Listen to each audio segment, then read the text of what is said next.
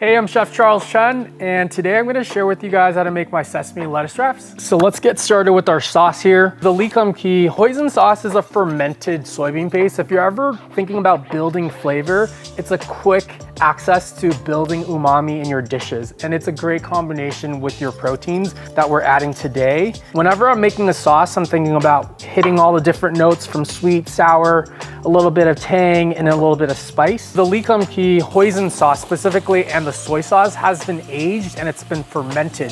So the fermentation process of the soybeans bring out a lot of the flavor. So there's not actually any sugar that's added into the soy, but the soybeans naturally bring out a lot of umami and a lot of sweetness. The sesame oil adds a little bit of nuttiness on top. You don't need a lot. This is so refreshing and you're getting packed full of flavor. Great for when you're getting gatherings or you just want to bring a dish to your potluck.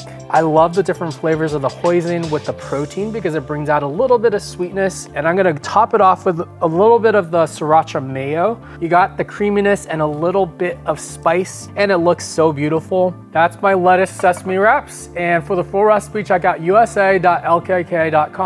Let's give it a taste test. Ooh, this one looks really juicy. Cheers, bon appetit.